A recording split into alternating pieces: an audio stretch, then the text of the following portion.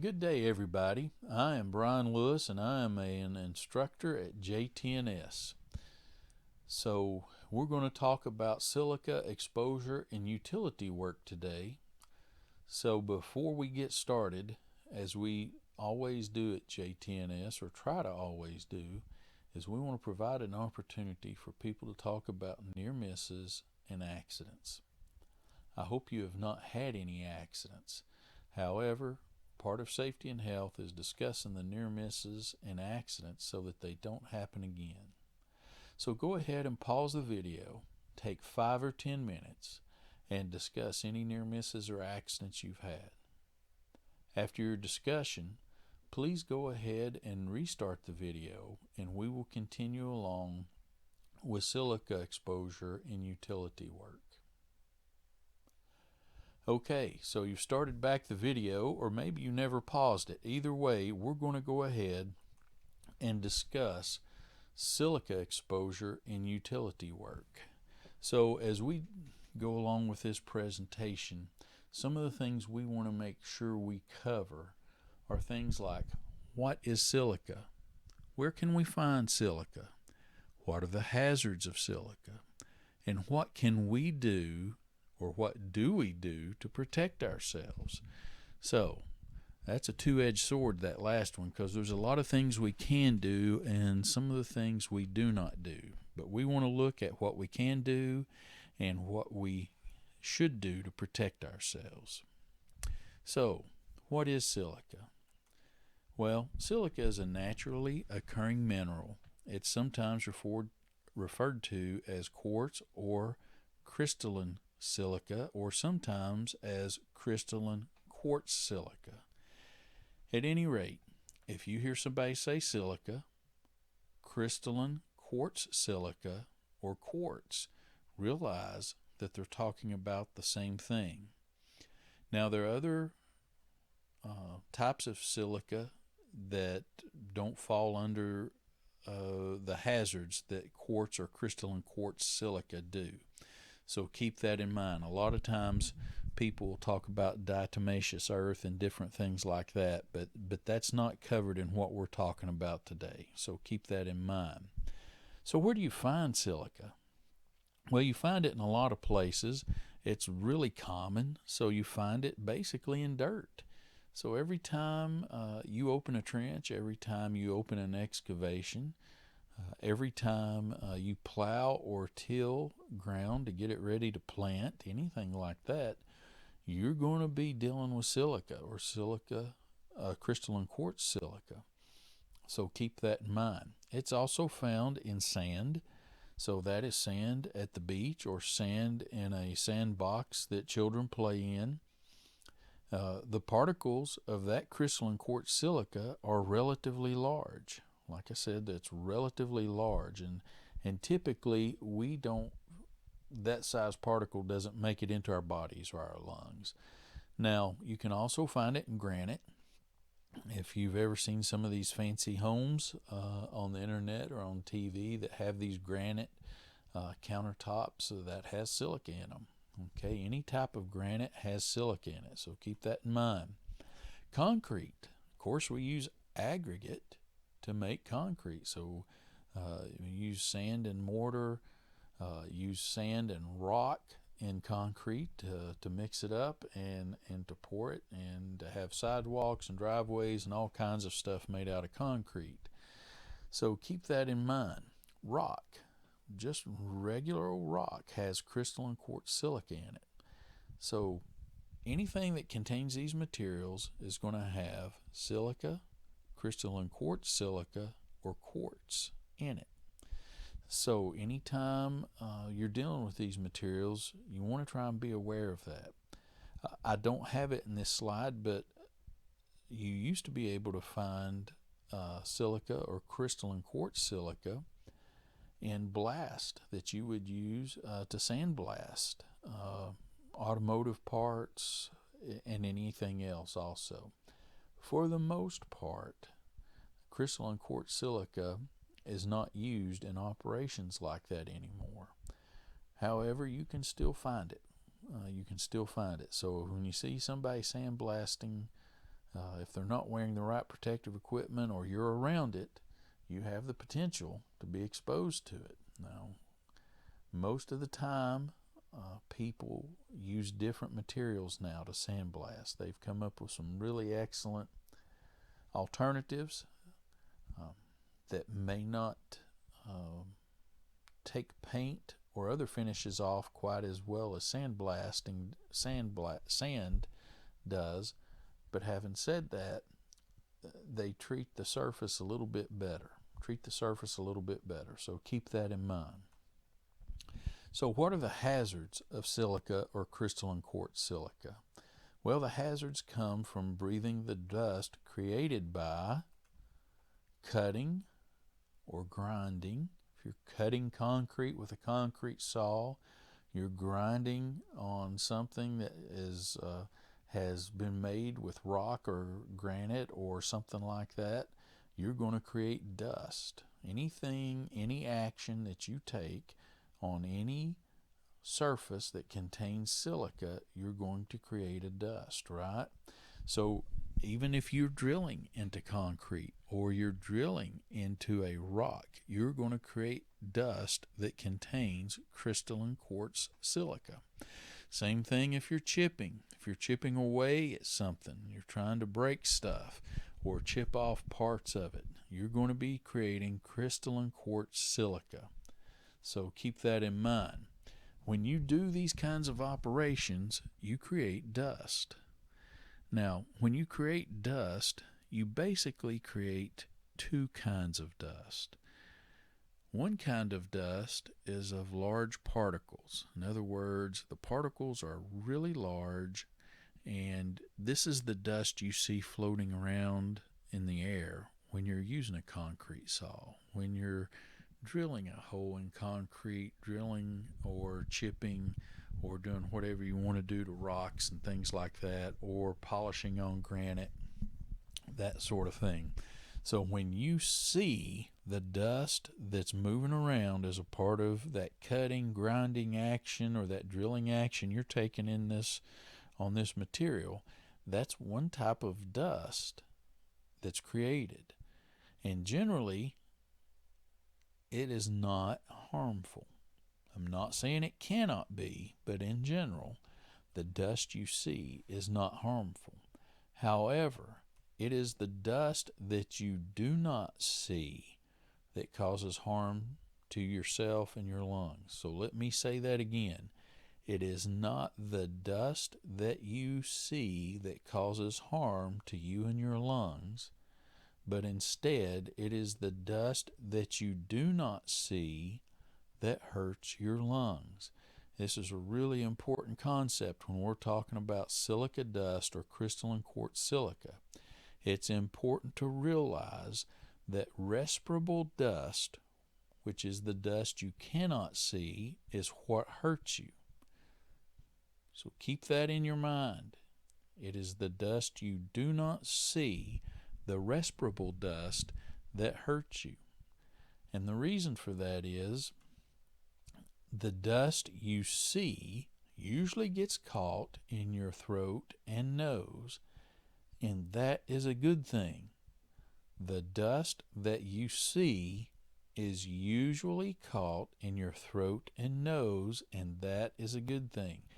It is a good thing because part of the function of your throat and nose is to be gatekeeper for dust that can enter your lungs.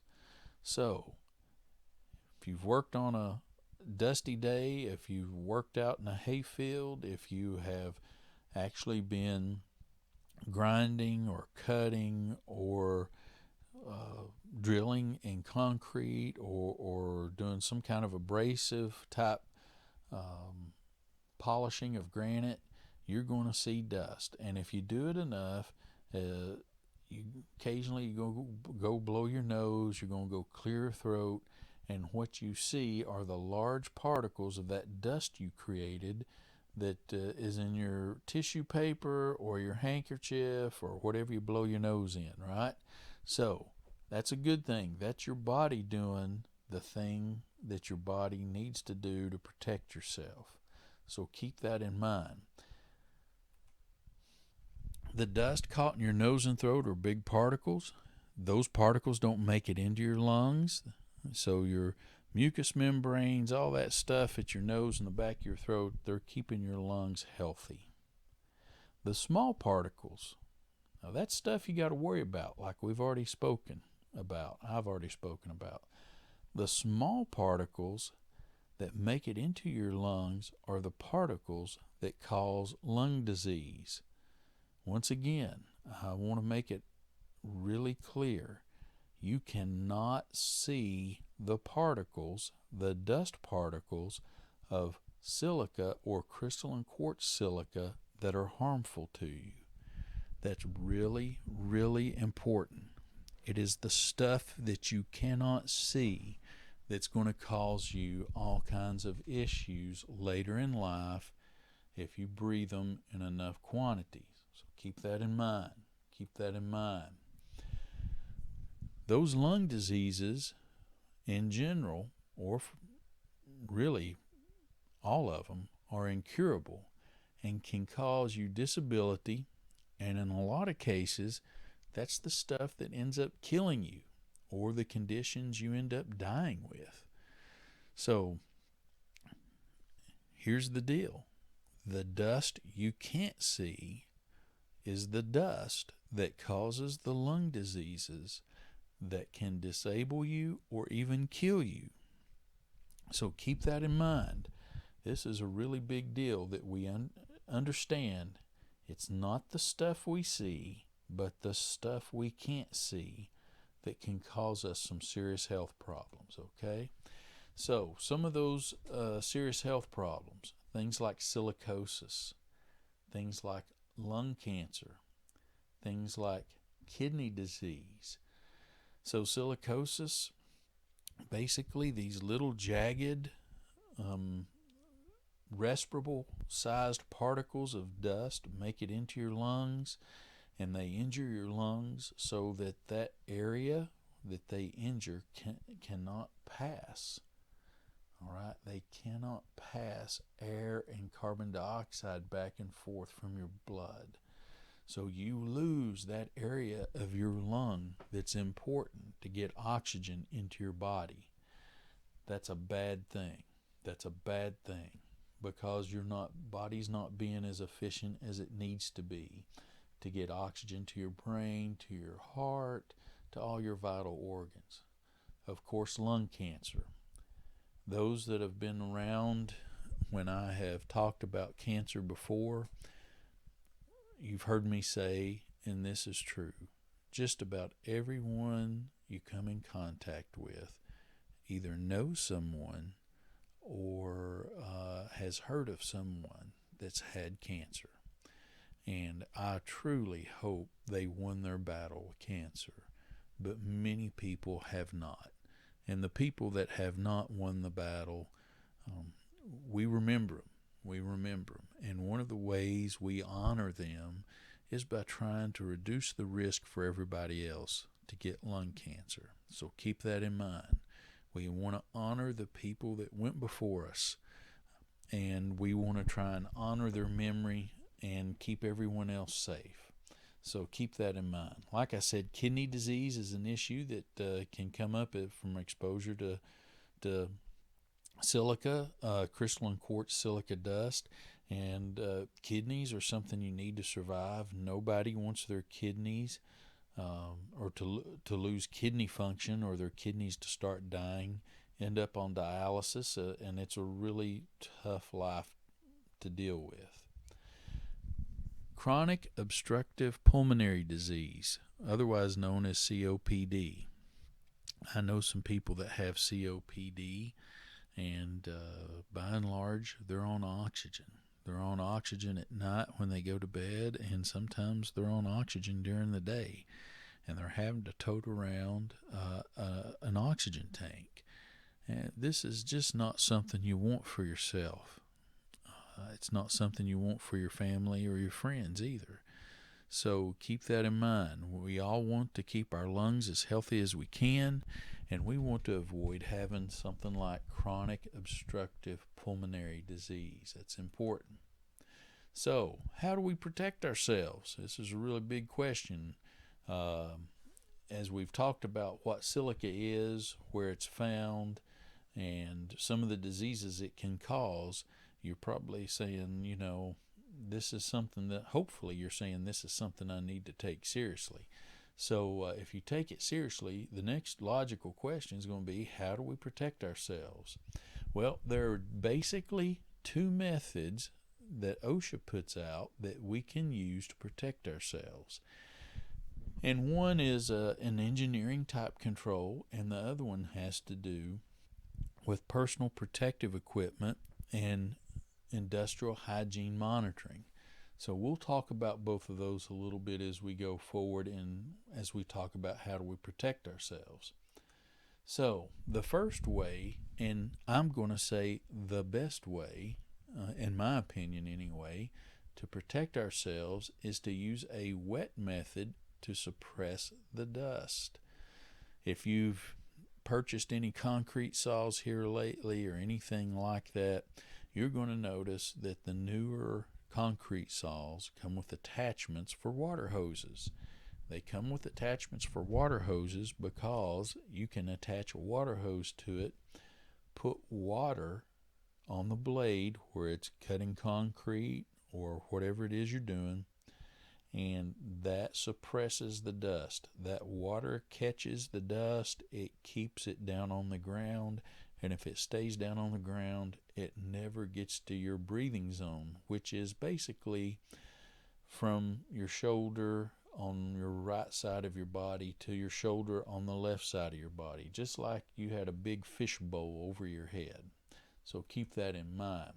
Water keeps the dust out of our faces, and if we keep the dust out of our faces, then we're going to keep the dust out of our lungs. And so this is the first and probably the best way to protect ourselves, is never have the dust up in our face where we can breathe it.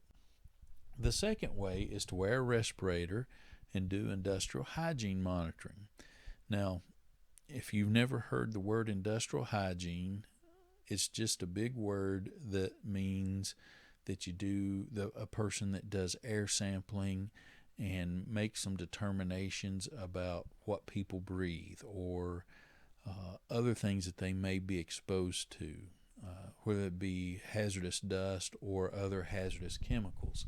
So don't let that word intimidate you. Don't let that word confuse you. It's just a safety and health person that does air sampling. And so keep that in mind. The first way, and like I said, for the most part, probably the best way, is much easier.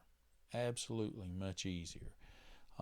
It's much easier to control the dust. It is an engineering control, which is important. If you remember any of my other talks where we've presented programs and we've talked about the hierarchy of controls in safety and health, engineering controls are always at the top of the list. After that, we have things like employee rotation, where people are not exposed as much as they could be, or we have things where people stand out of harm's way. These are administrative type controls, okay? Administrative type controls. And then at the end, or the very least effective method in the hierarchy of controls, is personal protective equipment. So if we use water to suppress the dust, it may be a little bit of a pain to hook up the hose. It may be a little bit of a pain to find a water source. But it is much easier on the back end. You don't have to wear respirators. You don't have to have a written respirator program. You don't have to do all the things that you have to do to make a respirator program work. And it stops the dust before it gets to your face. And I can't emphasize that enough. That's really important. The second way means that you have to have a respirator program. So what does that mean? Well, it means you're going to have to do a lot of things, in a written respirator program is one of them. So when we talk about a written respirator program, that means you have to be medically cleared, that you're physically able to wear a respirator, It means that you have to be fit tested after you're medically cleared. You have to pass that fit test. You have to find the right size respirator to fit your face.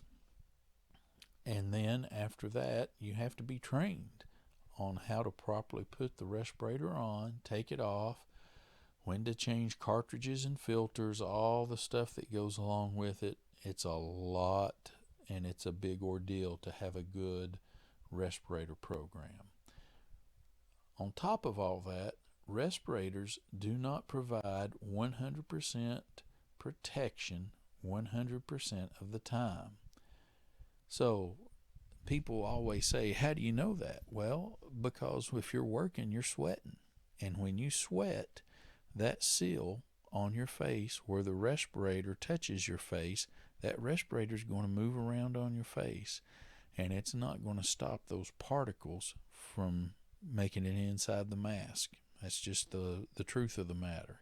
In addition to that, if you're a man that has a heavy beard, that beard growth is going to interfere with the seal of the respirator to your face.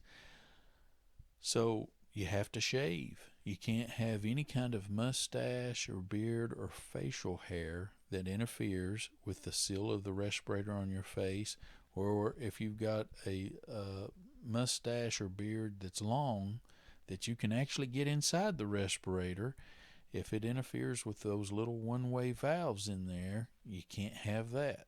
So it's a big deal, and it's a pain. There's a lot of men that love their beards and they don't want to shave them, and so wearing a respirator is a big deal to them. For the ladies out there, they don't get to wear makeup. So men can't have beards for the most part, and women cannot wear makeup. And when you work, you sweat, and the respirator moves on your face. So it's just really close to impossible to provide 100% protection 100% of the time with respirators. So keep that in mind. Now, another issue with respirators is respirators give a false sense of protection. Why do they give a false sense of protection? It's because they do not provide 100% protection 100% of the time. That's one part of it. The other part of it is, you heard me mention filters and cartridges a little bit earlier. So filters are just a media that capture things like dust or respirable dust in the media and keep you from breathing them.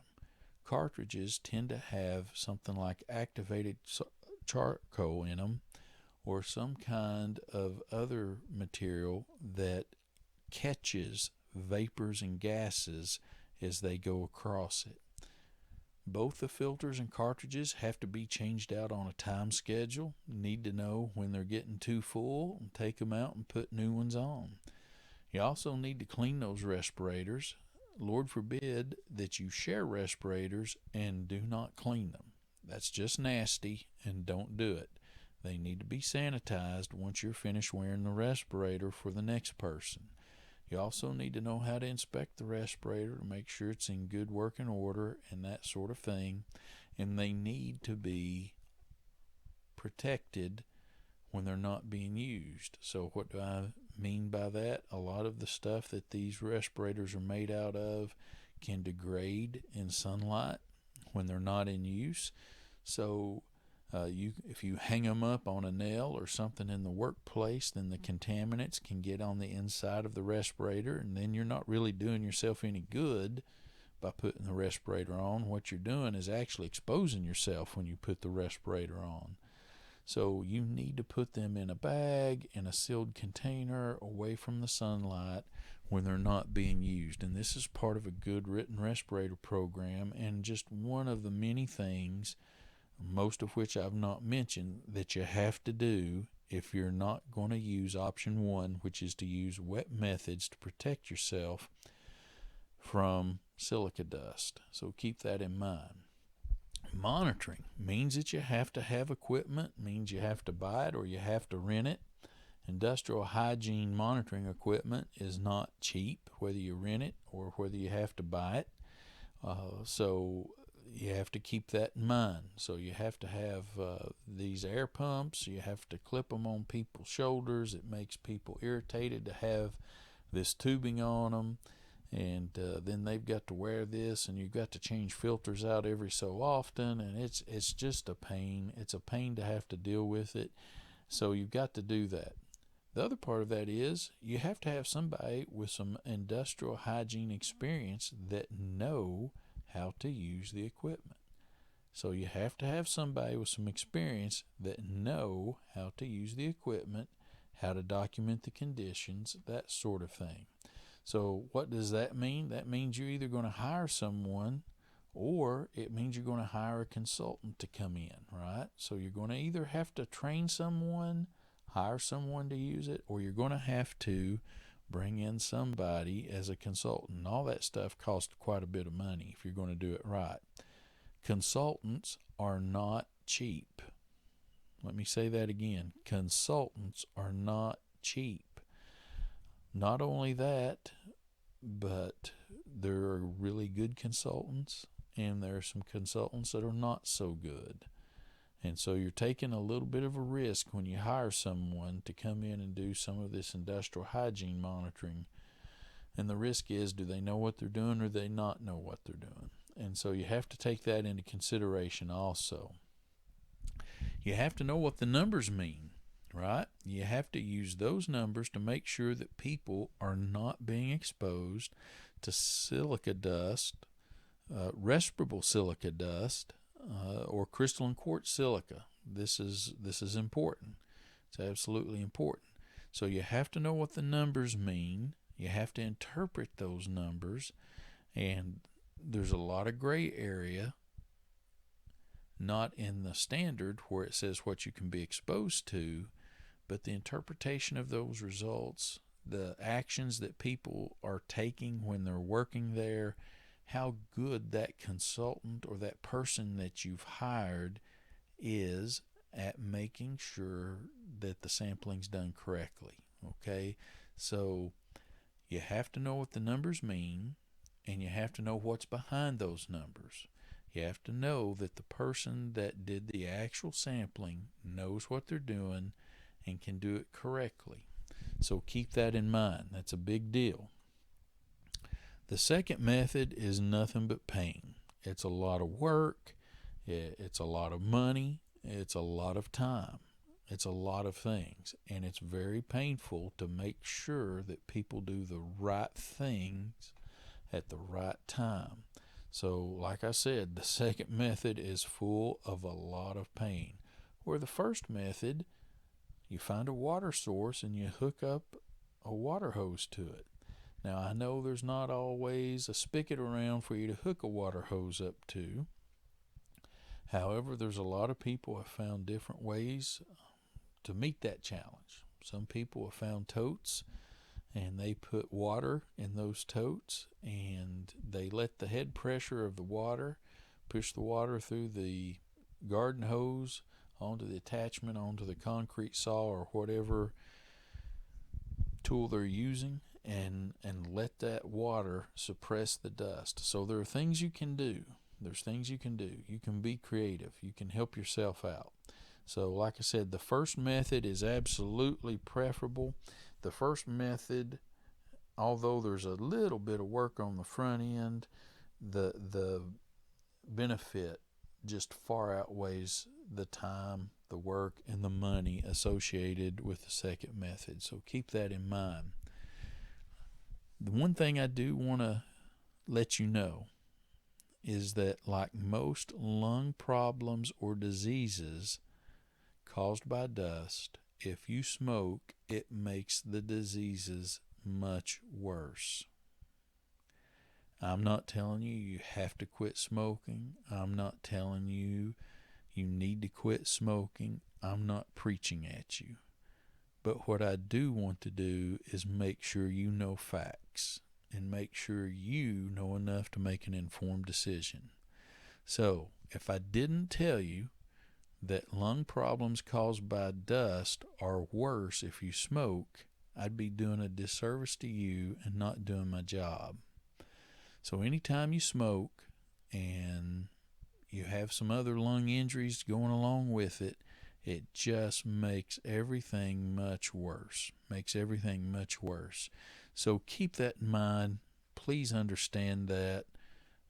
Please make an informed decision, and that's all I'm going to say about it. So if there's any of you all out there that smoke, you know, and you've been informed, and you're an adult, and you can make the decision you need to make. Now, I do want to say thanks for paying attention. I want to say thanks for listening, and I want to encourage you to pay attention to what's going on when you're using concrete saws, when you're using drills, you're grinding, anything like that. Even shot blasting, make sure you're using the correct media to shot blast. And realize that silica is a big deal, and it's a big deal because it is the dust you cannot see that causes you problems. Absolutely, it is the dust you cannot see that causes you problems. So remember that, stay safe, and when we see each other again, if you got any questions for me, please ask me. Of course, after this tape ends, or this video ends, take the opportunity to discuss amongst yourself with your safety director, your safety manager, the person in charge of safety and health. Discuss what you can do to minimize silica exposure in utility work. As always, if there are questions that you have that collectively you don't have the answer for, please contact your JTNS instructor. We may not know every answer to every question that you have right off the top of our heads, but if we don't, we'll do some research and get back to you and try and give you the best, most correct answer possible. Sometimes, as I said before, especially when you're dealing with regulations, there's some gray areas, but when we're dealing with best practices and keeping people safe, it can be pretty black and white. So please give us a call here at JTNS. We'll do our best to help you. And remember about the hazards of silica dust, and keep yourself safe. Have a good day. Bye.